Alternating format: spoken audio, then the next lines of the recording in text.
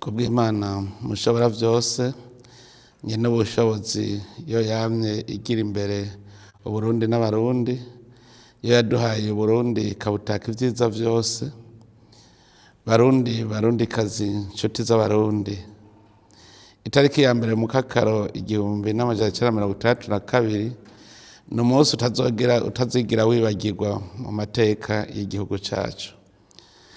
Niho Uburundi bwasubizwa agateka kabwo inyuma y'imyaka 59 bwari bumaze bucurwa bufuni na buhoro. Ubu rero imyaka 64 irarumanye duhabuje intahe yo kwikukira twari twaranyazwe n'abanyamahanga. Tubanje kwipfuriza umunsi mukuru mwiza abarundi mwese, abari mu gihugu n'abari mu mahanga. Muhimbaze muzirikana iyo twavuye naho tugeze uno munsi mu gutsimbataza iyo ntahe yo kwikukira.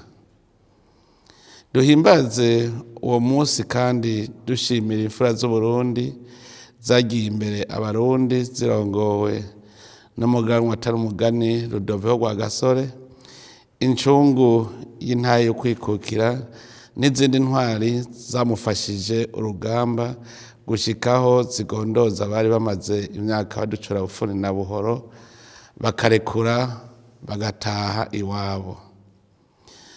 Barundi bene wacu, uko gucurwa bufuni na buhoro k'Uburundi kwadusizemwo imvune nini mu bijanye n'ubuzima bw'abenegihugu mu gihugu cabo. Imbere yuko abakoroni bazana mu Burundi imico n'imigenzo yabo, abarundi bari igihugu kimwe kigamburukira umwami umwe, bakemera Imana imwe. Imiryango igize ico gihugu yaragiteza imbere umwe wose mu mpano n'ibikorwa wajejwe, haba mu kurima no korora, guhingura ubutare no kwikorera ibikoresho vyankenerwa. Abarundi bari bazi gukorera hamwe mu kibiri, bakarima bakimbura, mbere bakabungabunga n'umwimbu bimbuye mu bigega. Abarundi barafatana mu nda mu kugemuriranira, bagatabarana iyo hagize ugira ivyago, bakitaho n'abatishoboye ku buryo ata murundi yabaho ateze amashi. Indero y'abana yatangurira haziko, bakerekana ko umwana yarezwe runtu abonekera mu bukerebutsi no mu bwitonzi, ntiyasegerereza kandi ntiyibaraguza. Nta njyane zabazwa hagati y'abarundi kanatsinda, bose bari bene mugabo umwe, bose bara bose rimwe, bose bari bazi ko igihugu ariyo mpetso yabo, nico gituma bakibungabunga bakongera bakakigwanira. Bakavantara bamaze gushika, baratituye izo ngendo n'ingiro nziza vyaranga abarundi, baratesheje abarundi akaranga kabo bwite, bajana n'ivyo ababacura bufuni na buhoro baberetse. Aho hambere umwami yari igiti giturirwa, ariko bobo baramuhangaye, bashigikira abagarariji Kirima n'Amaconco mu gihugu. Ngo bakubise umwungere intama zirasanzara, bwa bumwe abarundi bungira ku bikorwa n'intwaro yabo barabusambuye. Abarundi bahora barongowe kivyeyi batwazwa gitsure, kuko bakavantara bari bazi neza ko abarundi batobagamburukira.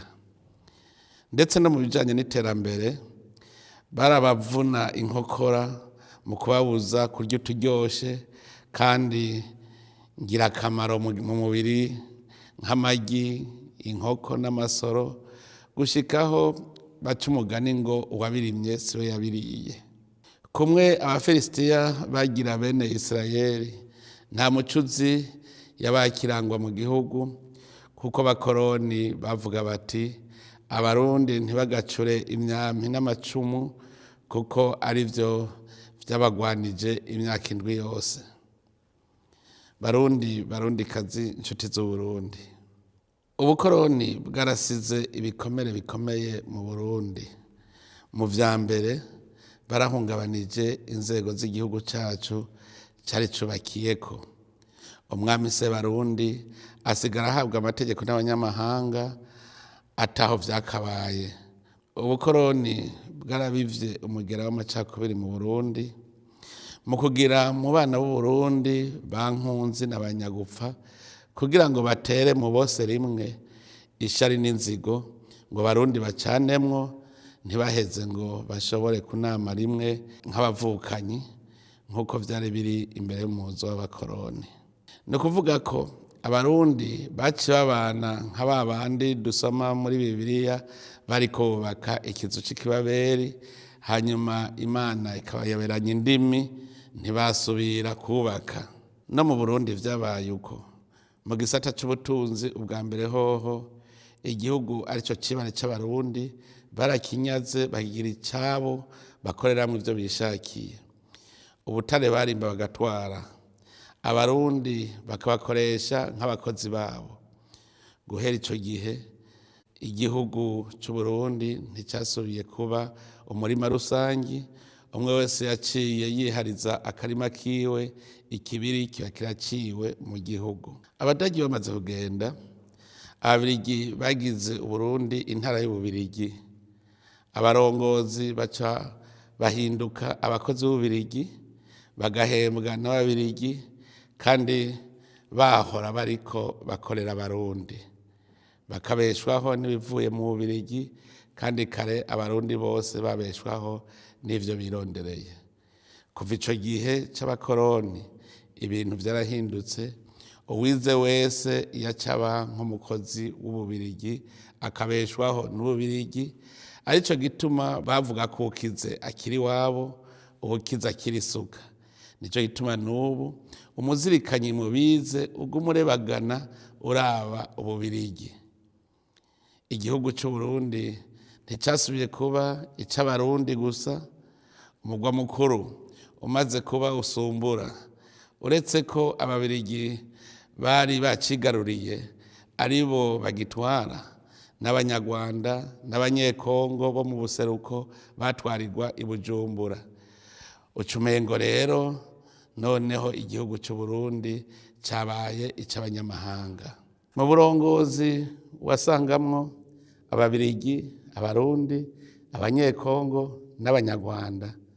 Nico gituma mbere ku munsi nk'uwu Abanyarwanda bo n'imiburiburi baba bakwiye kuza i Bujumbura bagahimbazanya natwe uyu munsi mukuru, kuko urugamba rwo guharanira intahe yo kwikukira y'u Rwanda n'Uburundi rwagwaniwe i Bujumbura. Barundikazi, inshuti z'Uburundi, mu guharanira intahe yo kwikukira, ababirigi bobo babona ko abarundi bagomba kubanyaga intara yabo, arico gituma intwari z'Uburundi baciye bazinyaga ubuzima, barabagandagura. Ndetse kubera bagiye banyegeje n'ibirombwe bimbamwo ubutare, baca basiga inyigisho mu mashure ivuga ko agataka k'Uburundi atatunga ririmwo, kugira ngo ntihagire n'uwuzocutsa umutima wo kurondera ubutare bwotunga Uburundi. N'uno musi baracavuga ko Uburundi arico gihugu ca mbere gikenye kw'isi, kandi bazi ko dufise umutahe Imana yaduhaye aribwo butare. Mu kugenda kandi ntibemeye gusigira igihugu indongozi zagiharaniye, bahisemwo kugandagura abaharaniye kwikukira kugira ngo igihugu bagisigarane abo bizeye ko aribo babakujije mu ndero no mu muzirikanyi, aribo bari bahurikiye mu mugambwe PDC, umugambwe rukristu w'abakunda intwaro ya demokarasi. Nico gituma basize babigishije gutoteza uwo wese yaharaniye ukwikukira canke igisanira ciwe. Ni nayo mvo yatumye indongozi basize ziguma zitwarira ku karangamutima k'amacakubiri yabibwe n'abakoroni, gushika mbere aho zihibara zigatunganya n'ihonyabwoko, ariko kakaba kamizwe n'ingoma kandi vyakorwa izuba riva. Barundikazi, inshuti z'Uburundi, uyu munsi mukuru rero uduha akaryo keza ko kwibuka no kwikebuka, twongera dusuzuma urugendo rw'imyaka 64 iheze, twirimbure ivyo twashitseko mu bisata bitandukanye mu ntumbero yo kugorora ibigoramye, tukirimbura ku ruhara umwe wese afise kugira ngo dushigikire umugambi w'imbonakazoza w'igihugu kizoba cigaba kikigaburira mu 2040, giteye imbere mu mwaka 2060. Icambere twobanza tugashira mu mizirikanyi yacu nuko iki gihugu cacu kitakiri icibare c'Ubudagi canke c'Ububirigi, ni gwacu twebwe Abarundi. Nico gituma icivugo c'uyu mwaka twatoye kivuga kiti dukunde igihugu cacu kandi tugikundishe abandi. Nitwumve kandi dutegere ko iki cibare cacu atawundi tukigumirije, ntidukore nk'abacangero, twumve ko ari wacu kandi ari twebwe dutegerezwa kuhubaka nka kurya ibindi bihugu vyubatse iwabo. Rimwe na rimwe ndategera incabwenge zifata nk'abacangero kuko abakoroni nivyo batwatiye, ariko mumenye ko nabirya bihugu mucambirwa bene vyo aribo bavyubatse kera, vyari bimeze nka twebwe. Ntawanka rero konka ibere rya nyina ngo nuko agwaye amahere, kuko buraca bugacana ayandi, ya mahere agakira. Nico gituma imbere yuko ndangiza iri jambo nagira ntangure gukebura imigwi itandukanye erimwe imboneza z'igihugu, kandi ariyo benshi bahanze amaso. Ubwa mbere nkebura umugambwe w'Iprona. Umugambwe w'Iprona umenye ko ubwa mbere ariwo abaharaniye ukwikukira bakomokamwo, kandi ko muri urwo rugamba baciye bawuca umutwe bakagandagura indongozi zawo. Mumenye ko iyo ngendo yo kunigira mu meshi ukwikukira k'Uburundi yabandanije gushikaho batembagaza intwaro ya cami, kugira ngo barandurane n'imizi akarangamutima kama k'intwaro y'Uburundi, ngo ntidushobore kwiganza. Igihe higanza umugambi umwe mu gihugu, iyindi gafutwa. Mugube mwibuka ko umugambwe waciye wiganza, indongozi zibona kure zagandaguwe, ugasigara urongowe n'abapedese batashaka ko Burundi bwikukira. Turabasavye murandurane n'imizi mu mugambwe y'iprona agatima kakirebagana k'ubukoroni, kuko umengo n'ubu Uburundi ni cibare turariririye umukoroni. Nimumenye ko umuganwa wa Gasore atari umucunguzi wa iprona gusa, ni incungu y'Uburundi, arico gituma arabaporona bari bakwiye kuba akarorero mu kugumya iragi ryiwe abandi bagakurikira. Nimuhanurane rero, mwibutsanye ko Uburundi kitakiri icibare c'Ububirigi, mugire ubumwe bwubakiye kukubaka Uburundi kugira ngo nabwo kibe igihugu cifashe gihagarara mu yandi makungu kikaboneka. Ubwa kabiri, nkebure imigwi y'abiyita ko atari abanyepolitike n'abamenyeshamana, cane cane Ekereziya Gatolika.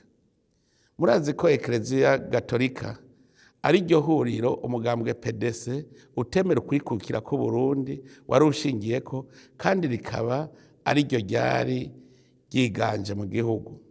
N'ubu niryo ririmwo abenegihugu benshi.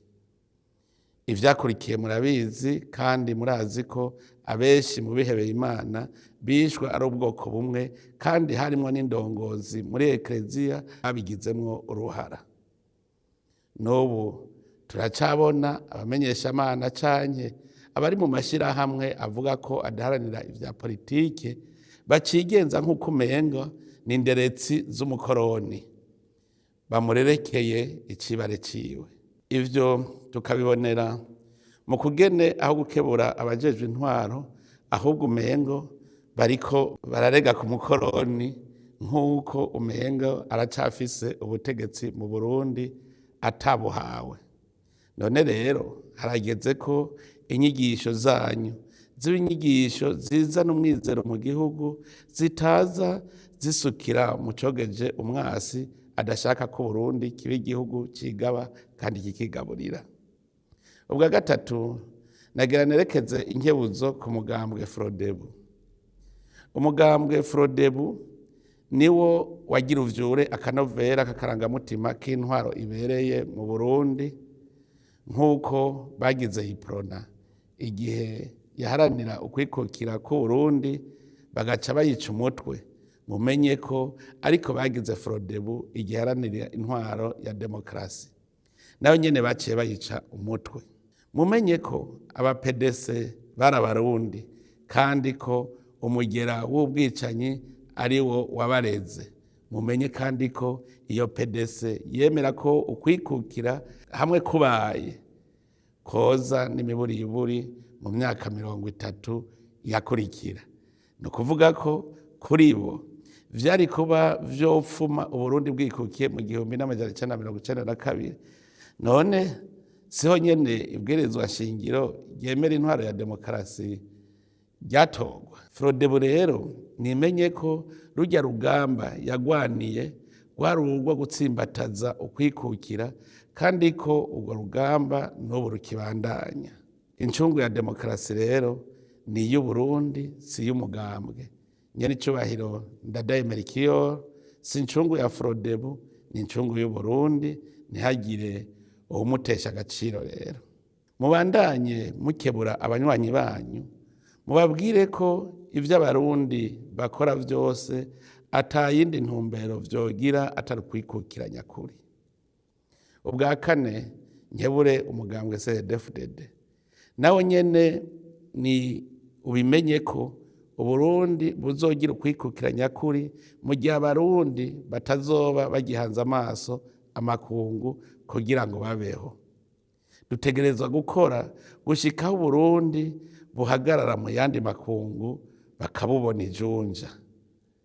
Mumenye ko uwo mugambwe CNDD-FDD uhurikiyemwo Abarundi bose biyemeje guteza imbere igihugu. Muri abo Barundi cane cane incabwenge harimwo abaciyumvira ko kugira bagire ubuzima bwiza ari ukurindira ico umunyamahanga avuga canke ubuhanuzi bumuvuyeko. Mumenye ko akimuhana kazi imvura ihise, kaza ataco kagikiza. Kira noneho muramaze no kubibona ko muri mwebwe harimwo ab'amaguru ari Burundi ariko agatima kari mu bukoroni. Uwo ubuzima bunaniye baca bigira mu bakoroni nk'abagiye iwabo. Ico nico kimenyetso ko hari abarundi babohowe imigozi y'ubukoroni ariko agatima kagaguma kari mu bukoroni. N'ubu hariho abaguma babona ko Uburundi ari cibare c'abakoroni baraririye, mbere bakabisemba kugira ngo babahe akazi k'uburaririzi mu Burundi. Abo rero ndabasaba kuvyibagira, bemere ko bari wabo kandi ko ariho bazohambwa. Nkebura abarundi bose, cane cane abize. Murumvise ko abarundi twese turi bamvuye kure. Twarikukiye ariko agatima k'abatari bake umenga baraririye icibare c'umukoroni. Wa wundi ngo imvubu irisha imusozi iraririye Rusizi.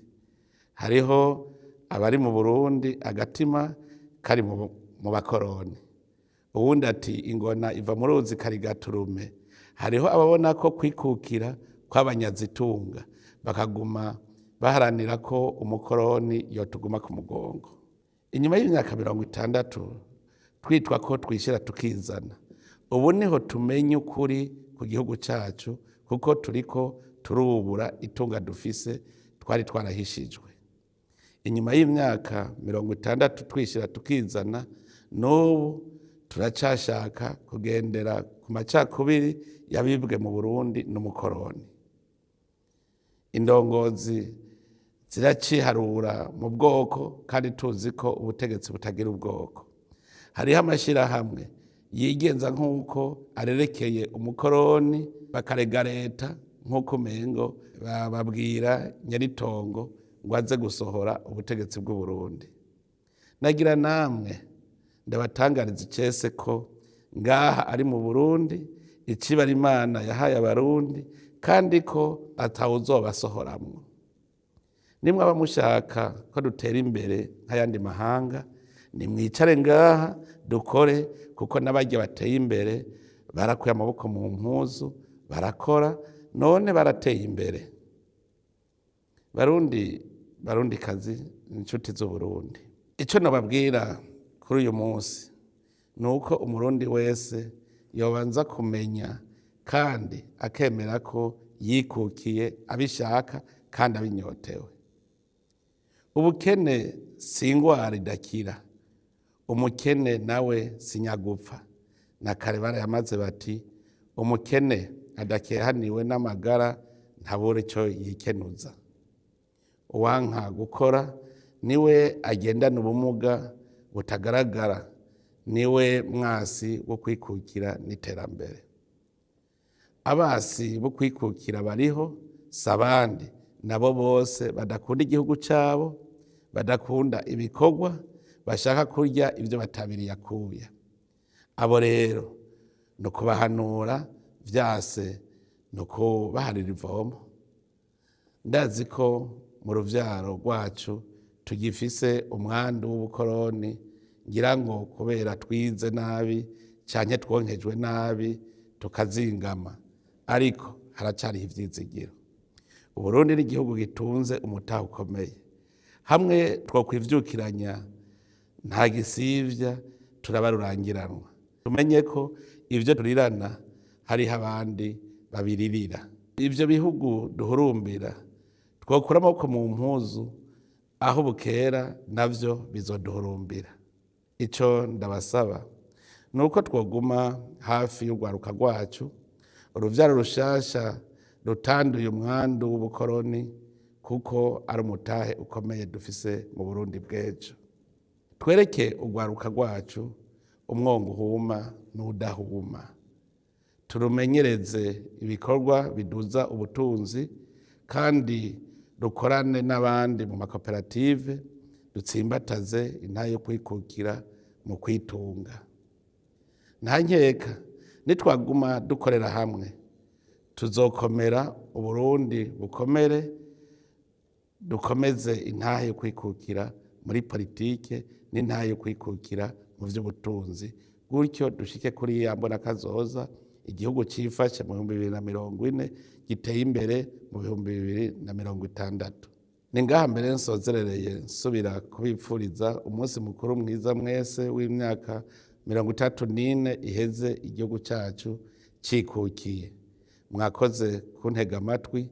Imana ihezagire Uburundi n'Abarundi. Murakoze.